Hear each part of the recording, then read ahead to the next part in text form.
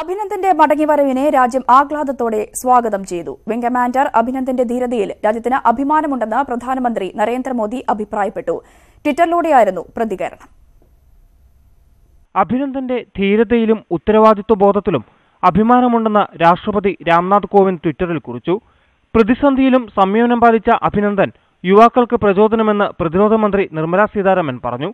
Wing കമാൻഡറുടെ തിരിച്ചുവരവിൽ സന്തോഷമെന്ന് ആഭ്യന്തരമന്ത്രി രാജ്നാഥ് സിംഗും BJP ദേശീയ അധ്യക്ഷൻ അമിത്ഷായും പ്രതികരിച്ചു. കേന്ദ്രമന്ത്രി VK സിംഗും സന്തോഷം പ്രകടിപ്പിച്ചു. അഭിനന്ദന്റെ ധീരത ഇന്ത്യയുടെ അഭിമാനമുയർത്തിയെന്ന് രാഹുൽ ഗാന്ധി. ഡൽഹി മുഖ്യമന്ത്രി അരവിന്ദ് കെജ്രിവാൾ, കർണാടക മുഖ്യമന്ത്രി HD കുമാരസ്വാമി, മെഹബൂബ മുഫ്തി തുടങ്ങിയവർ അഭിനന്ദനെ വാഴ്ത്തി രംഗത്തെത്തി. അഭിനന്ദനാണ് യഥാർത്ഥ നായകനെന്നായിരുന്നു Indian cricket team captain Virat കോഹ്ലിയുടെ പ്രതികരണം. രാജ്യത്തിന്റെ ഹീറോയാണ് അഭിനന്ദനെന്ന് സച്ചിൻ ടെണ്ടുൽക്കറും ഇന്ത്യക്ക് തന്റെ മകനെ തിരിച്ചു ലഭിച്ചതിൽ സന്തോഷമുണ്ടെന്ന് ഗൗതം ഗംഭീറും പ്രതികരിച്ചു.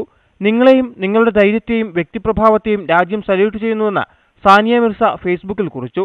News desk news 18. ശത്രു സൈന്യത്തിന്റെ പിടിയിലായി മൂന്നാം നാളാണ് അഭിനന്ദൻ വർദ്ധമാൻ മാതൃരാജ്യത്തേക്ക് മടങ്ങിയെത്തിയത്. വെറും 60 മണിക്കൂറുകൾ മാത്രമാണ് ഇന്ത്യയുടെ ധീരനായ വിംഗ് കമാൻഡർ പാക് പിടിയിലിരുന്നത് എങ്കിലും ആശങ്കാജനകമായിരുന്നു ആ മണിക്കൂറുകൾ. ഇന്ത്യയുടെ CRPF സൈനികരുടെ വാഹനനിരയിലേക്ക് ഭീകരർ സ്ഫോടക വസ്തുക്കൾ നിറച്ച വാഹനം ഇടിച്ചുകയറ്റിയത് ഫെബ്രുവരി 14-ന്.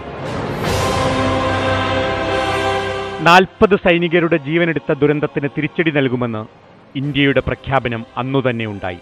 12 ദിവസങ്ങൾക്കു ശേഷം ഫെബ്രുവരി 26-ന് പുലർച്ചെ ബലാക്കോട്ടിലെ ജെയ്ഷെ മുഹമ്മദ് ഭീകരകേന്ദ്രം തകർത്തുകൊണ്ട് ഇന്ത്യ തിരിച്ചടി നൽകി.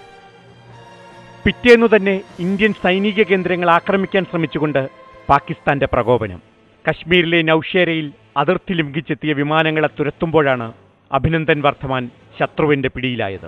അഭിനന്ദനെ ജനക്കൂട്ടം ഉപദ്രവിക്കുന്ന ദൃശ്യങ്ങൾ പാക് മാധ്യമങ്ങളിൽ നിറഞ്ഞതോടെ രാജ്യമെങ്ങും വേദനയും ആശങ്കയും പരന്നു.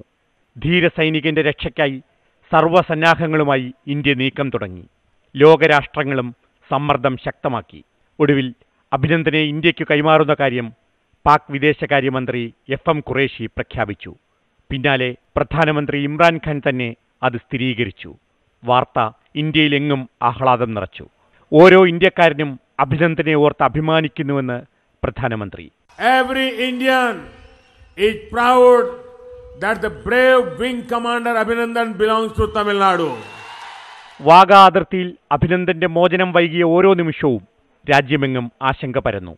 ഒടുവിൽ രാത്രി വൈകി 130 കോടി പ്രാർത്ഥനകൾ സഫലമാക്കി അഭിനന്ദൻ പിറന്ന മണ്ണിൽ കാലുകുത്തി.